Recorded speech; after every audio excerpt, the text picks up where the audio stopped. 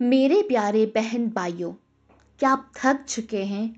کیا آپ کے گھر میں بیٹیوں کی عمریں بیت رہی ہیں اور رشتے آتے تو ہیں پر بات نہیں بنتی؟ کیا آپ کو لگتا ہے کہ کسی نے کچھ کر دیا ہے یا نصیب ہی سو گیا ہے؟ آج کی یہ ویڈیو صرف ایک ویڈیو نہیں بلکہ آپ کی زندگی بدلنے کا ذریعہ بن سکتی ہے۔ اللہ کی قسم، سورہ بقرہ وہ کلام ہے جس کے بارے میں میری نبی صلی اللہ علیہ وآلہ وسلم نے فرمایا کہ اس کا چھوڑنا حسرت ہے اور اس کی برکت کو جادو ٹھونا بھی نہیں روک سکتا۔ آج ہم مل کر اللہ کو منائیں گے۔ گھبرائیے مت، اللہ نے چاہا تو اسی مہینے آپ کے گھر سے دولت کی آواز گونجے گی۔ وہ اللہ جو سوکھی زمین کو زندہ کر سکتا ہے، کیا وہ آپ کے لیے ایک نیک ہم سفر نہیں بھیج سکتا؟ بے شک وہ بہترین سبب بنانے والا ہے۔ بس اپنا رونا اللہ کے سامنے روئیں، لوگوں کے سامنے نہیں۔ کیا آپ بھی ان لوگوں میں سے ہیں جن کی شادی کے بعد آتے آتے رک جاتی ہے؟ کبھی رشتہ آتا ہے تو ٹوٹ جاتا ہے، کبھی بات چلتی ہے مگر انجام تک نہیں پہنچتی۔ کیا آپ نے کبھی سوچا کہ آخر اتنی دعاؤں کے باوجود شادی میں رکاوٹ کیوں ہے؟ آج کی یہ ویڈیو آخر تک ضرور دیکھیے، کیونکہ آج میں آپ کو بتانے والی ہوں سورہ بقرہ کا وہ روحانی راز جو اللہ کے حکم سے بند راستوں کو کھول دیتا ہے۔ دیکھیے، شادی میں تاخیر ہمیشہ صرف ظاہری وجہ سے نہیں ہوتی۔ کبھی نظر بد، حسد، جنات کا اثر یا گھریلو منفی ماحول، اور کبھی ہمارے اپنے گناہ، نا امیدی، اللہ سے کمزور تعلق، یہ سب مل کر انسان کی زندگی میں رکاوٹیں کھڑی کر دیتے ہیں۔ اور سب سے پہلی رکاوٹ رزق اور نکاح میں آتی ہے۔ جس گھر میں سورہ بقرہ پڑھی جاتی ہے وہاں شیطان ٹھہر نہیں سکتا۔ سوچئے، جب شیطان گھر میں نہیں رہے گا تو رکاوٹ کہاں سے آئے گی؟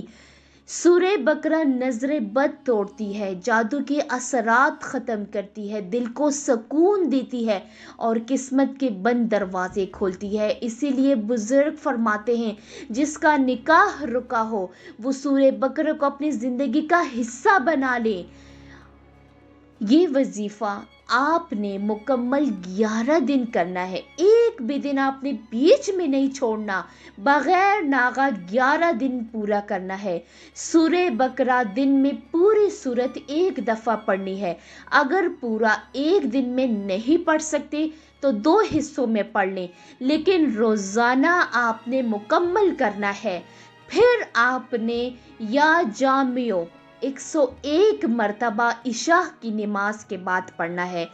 سورہ بقرہ کے بعد پھر آپ یہ یا جامعو 101 مرتبہ پڑھیں، پھر آپ یہ دعا پڑھیں: اے اللہ، اگر میری شادی میں کوئی ظاہری یا چھپی ہوئی رکاوٹ ہے تو اسے اپنی رحمت سے دور فرما دے۔ اے اللہ، مجھے ایسا نیک، صالح اور خیر والا رشتہ عطا فرما جو میری دین اور دنیا دونوں کے لیے بہتر ہو۔ آمین۔ اے اللہ، اس کلام کی برکت سے ہر وہ بندش توڑ دے جو شادی میں رکاوٹ ہے۔ اے مالک، بیٹیوں کی نصیب بلند کر دے اور ان کے گھروں کو خوشیوں سے بھر دے۔ اے اللہ، جو ہاتھ اس وقت اٹھے ہوئے ہیں انہیں خالی نہ لوٹانا۔ ہماری بہنوں کی عزت کی حفاظت فرما اور انہیں نیک ہم سفر عطا فرما۔ آمین۔ یاد رکھیے، اللہ نے قرآن میں فرمایا ہے وہ نا امیدوں کو پسند نہیں کرتا۔ اگر آج رکاوٹ ہے تو کل آسانی بھی اللہ نے لکھی ہے، بس شرط یہ ہے کہ آپ یقین نہ چھوڑیں۔ بہت سے لوگ کہتے ہیں ہم نے یہ عمل کیا کچھ نہیں ہوا۔ میں کہتی ہوں یا تو یقین میں کمی تھی یا صبر میں۔ اگر آپ واقعی شادی کی رکاوٹ سے پریشان ہیں تو آج سے سورہ بقرہ کو اپنا ساتھی بنا لیں۔ اللہ آپ کو بہترین، نیک اور خوشیوں بھرا رشتہ عطا فرمائے۔ آمین یا رب العالمین۔ کمنٹ سیکشن میں آمین کہہ کر اس خاص دعا کا حصہ ضرور بنیے گا، کیونکہ ہمیشہ کی طرح انشاءاللہ آج بھی آپ میں سے کسی نہ کسی کی آمین ضرور قبول ہوگی اور اسی طرح آپ سب کا بھی فائدہ ہو جائے گا۔